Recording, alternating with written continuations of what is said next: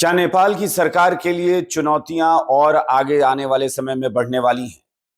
क्या नेपाल में अब सरकार के लिए संकट और ज्यादा गहरा गया है? नेपाल में आई प्राकृतिक आपदा के बाद आखिर नेपाल में सरकार इससे कैसे निपटेगी? कितनी बड़ी चुनौतियां नेपाल के सामने इस वक्त खड़ी हो गई हैं? और उससे भी बड़ा सवाल यह कि क्या नेपाल में आई त्रासदी का भारत में, बिहार में खास तौर पर बहुत बड़ा असर पड़ने जा रहा है? क्या उस त्रासदी का दंश बिहार भी झेलने जा रहा है?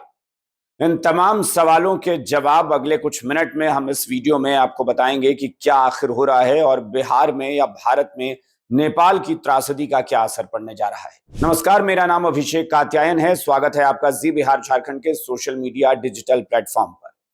नेपाल वो देश जो पिछले कुछ महीनों से लगातार सुर्खियों में है, कभी किसी अच्छी वजह से, कभी किसी बुरी त्रासदी की वजह से। लेकिन अगर हम ये कहें कि पिछले कुछ महीनों में नेपाल जो है वो किसी न किसी बुरी घटना की वजह से या बुरे हादसे की वजह से या बुरी खबर की वजह से सुर्खियों में रहा है, तो शायद गलत नहीं होगा।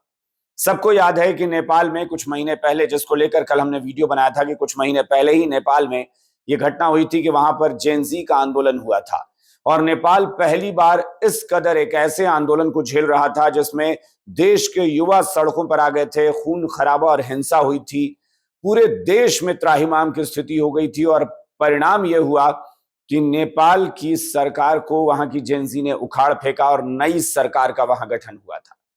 नई सरकार का गठन हुआ, देश में एक युवा प्रधानमंत्री देश को मिला बालेन शाह के तौर पर, जो पहले एक रैपर के तौर पर फेमस रहे, उसके बाद वो काठमांडू के मेयर थे और अब देश के प्रधानमंत्री हैं।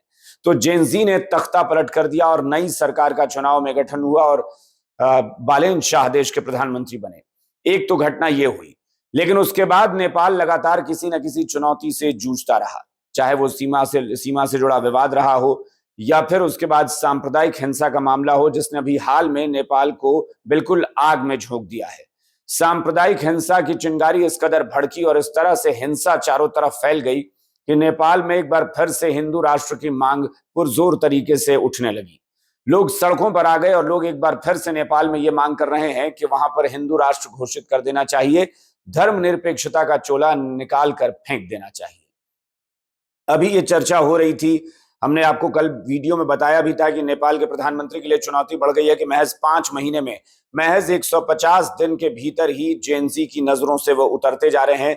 और जेन ज़ी की अब नई मांग है कि बालेन शाह अपना पद छोड़ दें और नेपाल में नया प्रधानमंत्री बनाया जाए। यानी नेपाल के प्रधानमंत्री के लिए चुनौती बढ़ती जा रही है, क्योंकि तमाम मोर्चों पर वो विफल बताए जा रहे हैं। जेन ज़ी उन्हें पसंद नहीं कर रही। जिस जेन ज़ी ने उन्हें तख्ते पर बिठाया, वही जेन ज़ी 150 दिन के बाद, यानी 5 महीने के बाद, उन्हें तख्ते से सिंहासन से या तख्ते से उतारना चाहती है। अब आते हैं उस घटना पर जिसने नेपाल के सामने एक नई चुनौती खड़ी कर दी है। आप सब अगर खबरें देखते हैं, खबरों में बने रहते हैं, तो आपने देखा होगा कि नेपाल एक बहुत बड़ी प्राकृतिक आपदा से जूझ रहा है। नेपाल में एक ऐसी तबाही आई है जिसके बारे में नेपाल के लोगों ने कल्पना नहीं की थी। बताया जा रहा है कि तिब्बत में ग्लेशियर फटने की वजह से एक फ्लैश फ्लड वाली स्थिति बनी और नेपाल में इतनी तेज बाढ़ आई जिसने सैकड़ों लोगों को एक साथ बहा लिया और बहाते हुए लेकर चला गया। लेकिन उस बाढ़ में अभी तक कितने लोगों ने जान गंवाई है, इसका कोई आधिकारिक आंकड़ा नहीं है, क्योंकि नेपाल अभी बड़ी प्राकृतिक त्रासदी से जूझ रहा है। इस त्रासदी से निपटना, इसमें जो रेस्क्यू ऑपरेशन है वो चलाना, चूंकि हेलीकॉप्टर से रेस्क्यू ऑपरेशन चलाया जा रहा है क्योंकि सड़क पर चलने की स्थिति नहीं है, चारों तरफ मलबा बिखरा हुआ है और बाढ़ ने तबाही मचा रखी है। तिब्बत से वो बाढ़ का पानी आया था और वो जो तस्वीरें आई हैं, अगर आप लोगों ने सोशल मीडिया पर देखी होंगी, तो वो दिल दहला देने वाली तस्वीरें हैं। एक नहीं बल्कि ऐसे दर्जनों वीडियो सोशल मीडिया पर वायरल हो रहे हैं और लगातार यही चर्चा हो रही है। सब अपनों के लिए दुआएं मांग रहे हैं, जिनके भी अपने, या तो नेपाल के जो रहने वाले लोग हैं वो, या फिर दूसरे देश से लोग वहां घूमने आए थे, वो सब दुआ कर रहे हैं कि उनके परिजन सुरक्षित हों। अभी जो आंकड़े मिल रहे हैं उसके मुताबिक भारत के भी 100 से ज्यादा लोग, सैकड़ों की संख्या में भारत के लोग जो हैं वो लापता बताए जा रहे हैं। एक अनुमानित आंकड़ा बताया जा रहा है कि 1000 से भी ज्यादा लोग गायब हैं और उनका अभी आंकड़ा ये कहां तक जाएगा, कुछ भी कहना अभी संभव नहीं है। फिलहाल बताया जा रहा है कि एक एक करके डेड बॉडीज मिल रही हैं और उसके आधार पर आंकड़े जो हैं वो बढ़ते जा रहे हैं, क्योंकि शुरुआत में खबर आई थी कि 7 लोगों की मौत हुई है, फिर वो 8 हुआ, फिर 10 हुआ, इस तरीके से वो संख्या बढ़ती जा रही है। लेकिन जो तस्वीरें आई हैं वो तस्वीरें साफ बयां कर रही हैं कि ये मौत जो है ये 7, 8, 10 या दर्जन में नहीं बल्कि ये सैकड़ों में हुई है। जिस तरीके से पूरी बस्ती उजड़ गई है, पूरा एक जिला तबाह हो चुका है, उसमें अगर 1000 से ज्यादा लोग लापता बताए जा रहे हैं तो इसमें कोई बहुत चौंकने वाली बात नहीं है। लेकिन फिलहाल जो वहां टूरिस्ट हैं, जो वहां पर्यटन के लिहाज से गए थे, घूमने गए थे, उनकी संख्या भी 300 से ज्यादा बताई जा रही है जो लोग लापता हैं, जिसमें 100 से ज्यादा तो भारतीय नागरिक बताए जा रहे हैं। अब चुनौती क्या है कि नेपाल कैसे इस त्रासदी से निपटेगा। इस बीच एक बड़ी खबर यह आई कि भारत के प्रधानमंत्री नरेंद्र मोदी ने नेपाल के प्रधानमंत्री बालेन शाह से बात की। उन्होंने कहा कि भारत सरकार और भारत का हर एक नागरिक नेपाल के साथ इस वक्त खड़ा है, कंधे से कंधा मिलाकर खड़ा है। नेपाल की हर तकलीफ, हर दुख में हम उनके साथ खड़े हैं। नेपाली नागरिकों की सुरक्षा भारत की भी चिंता है। यानी देश के प्रधानमंत्री ने नेपाल के प्रधानमंत्री को भरोसा दिलाया है कि जो भी मदद, जो भी सहायता बन पड़ेगी, भारत वो सब कुछ करने को तैयार है और नेपाल के हर एक नागरिक की सुरक्षा भारत के लिए भी उतनी ही अहम है। तो भारतीय प्रधानमंत्री ने बात की है। भारत सरकार लगातार प्रयास कर रही है कि कैसे नेपाल को राहत पहुंचाया जाए। राहत और बचाव का काम युद्ध स्तर पर चल रहा है। लेकिन अब आते हैं उस पहलू पर जो इस वक्त भारत के लिए भी बड़ी चिंता का सबब बना हुआ है, क्योंकि नेपाल के जिस इलाके में बाढ़ आई है, नेपाल की नदियों में जो बाढ़ आई है, उसका असर माना जा रहा है कि बिहार पर खास तौर पर बहुत तेजी से पड़ने वाला है और बहुत बड़ा असर पड़ने वाला है। मैं आपको बिहार के उन जिलों के बारे में बता देता हूं जहां पर असर पड़ेगा, लेकिन फिलहाल उससे पहले चलिए मैं आपको बता देता हूं कि रेस्क्यू टीम जो वहां लगी हुई है, बताया जा रहा है कि रेस्क्यू टीम का कहना है कि नेपाल के ही टिमुरे बॉर्डर पर, यहां पोस्ट पर 9 पुलिसकर्मी तैनात थे, वो पुलिसकर्मी भी लापता है वहां से। यानी वो पोस्ट भी पूरी तरह से तबाह हो चुका है इस बाढ़ में, और उनके बारे में भी रेस्क्यू टीम बता रही है कि उनका कोई अता पता नहीं चल रहा है। 14 हेलीकॉप्टर बचाव अभियान में नेपाल की सरकार ने फिलहाल लगाए हैं। लापता लोगों की तलाश में प्रभावित इलाकों का लगातार हेलीकॉप्टर जो है वो दौरा कर रहे हैं। 25 लोगों को रेस्क्यू टीम ने निकाला वहां से, शुरुआती जानकारी जो आई उसमें। लेकिन मैंने फिर बताया कि 25 और 50 नहीं, ये संख्या सैकड़ों में जाएगी। 1000 से ज्यादा लोग अनुमानित आंकड़े हैं जो गायब बताए जा रहे हैं। और अब आते हैं उस मसले पर जो इस वक्त भारत की चिंता है, वो है बिहार में आने वाली विनाशकारी बाढ़। कि बाढ़ कहां हो सकता है। बिहार सरकार ने तुरंत एक इमरजेंसी मीटिंग बुला ली। मुख्यमंत्री सम्राट चौधरी ने आनंद फानंद में एक बैठक बुलाई। बताया यह जा रहा है कि केंद्र सरकार ने भी बिहार सरकार से बातचीत की है, गृह मंत्री ने बिहार सरकार से बातचीत की है और बातचीत करके अलर्ट रहने को कहा गया है। बिहार सरकार ने भी तमाम जिलों के अधिकारियों को कह दिया है कि आप अलर्ट पर रहें। जो जिले सबसे ज्यादा प्रभावित हो सकते हैं, पश्चिमी चंपारण, पूर्वी चंपारण, गोपालगंज, सारण, मुजफ्फरपुर, वैशाली, सीतामढ़ी और शिवहर, ये जो जिले हैं, ये कुल 8 जिले हैं जहां अलर्ट कर दिया गया है। वहां के स्थानीय प्रशासन को, वहां के डीएम को यह कह दिया गया है कि आप बिल्कुल अलर्ट रहें, क्योंकि किसी भी वक्त नेपाल से ये नदियों से जो पानी बढ़ा है वो बिहार की नदियों में शामिल होगा और उसके बाद बिहार में ये बिल्कुल तबाही मचा सकता है। क्योंकि बिहार के कई इलाके बाढ़ प्रभावित रहे हैं, कोसी हो, गंडक हो, इन सब में जब बाढ़ का पानी आता है तो बहुत तबाही मचाता है, खासतौर पर कोसी में तो बहुत ज्यादा। तो इस वक्त कहा जा रहा है कि सबसे ज्यादा चिंता गंडक नदी को लेकर अभी फिलहाल है। करीब 3 मीटर ऊंची फ्लैश फ्लड के वेव के आने की संभावना जताई जा रही है, आशंका जताई जा रही है। 3 मीटर ऊंची, यानी आप समझिए कि नदी का जो जलस्तर होता है वो कुछ सेंटीमीटर जब बढ़ता है तब भी जो विभाग होता है वो अलर्ट जारी कर देता है कि जलस्तर बढ़ रहा है। और जो एक अनुमान है कि एक बार में जो फ्लैश फ्लड यानी अचानक से जो बाढ़ आती है, वो फ्लैश फ्लड जो है वो 3 मीटर तक ऊंची हो सकती है। यानी जो नदी का लेवल है उससे 3 मीटर ऊंची पानी की जलधारा जो है, वो प्रेशर जो है वो अचानक से नदी की तरफ आएगा और वो कितनी बड़ी विनाश लीला यहां मचा सकता है, आप अनुमान लगा सकते हैं। तो इन जिलों में अलर्ट कर दिया गया है।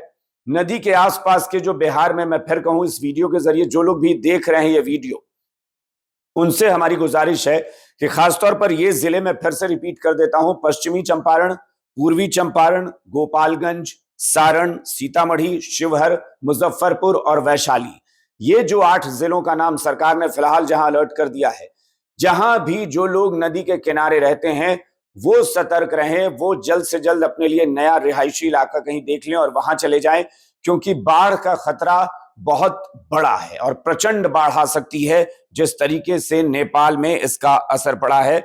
और अगर 3 मीटर ऊंची फ्लैश फ्लड हो सकती है तो आप समझिए कि वो तबाही किस तरह की होगी। इसलिए ये जो फिलहाल खबर है वो ये बिहार के लिए चिंता की बात है। अब मैं कुछ अपडेट आपको दे देता हूं कि इस दौरान क्या क्या हुआ है, बिहार में क्या क्या किया जा रहा है। जैसा कि मैंने बताया कि प्रधानमंत्री ने बात की पीएम बालेन शाह से, नेपाल के प्रधानमंत्री से। बिहार में सीमावर्ती इलाकों में खतरा मंडरा रहा है, क्योंकि नेपाल के रसुआ जिले में यह बाढ़ आई थी और भोटे कोशी नदी है, भोटे कोशी नदी है, इसमें बाढ़ आ गई है। इसके बाद तबाही मची और वो बाढ़ का पानी अब बिहार में आएगा।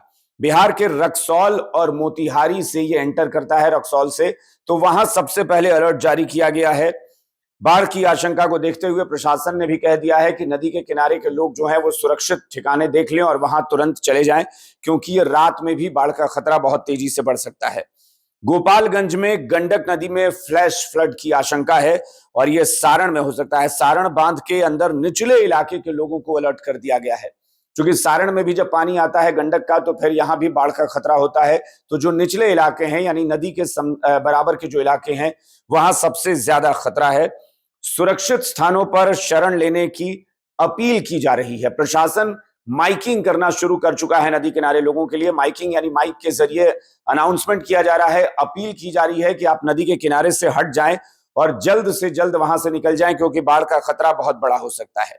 अब अलग अलग इलाकों के हम बारे में आपको बताते हैं कि बिहार में क्या स्थिति है। लखीसराय से जो खबर आ रही है, वहां किऊल हरुहर नदी के जलस्तर में वृद्धि हो गई है। दियारा के नए इलाकों में पानी तेजी से फैल रहा है, फसल बर्बाद है और पशुओं के चारे की भी समस्या खड़ी हो गई है। बगहा की बात करें तो गंडक नदी के जलस्तर में बहुत तेजी से वृद्धि हो रही है।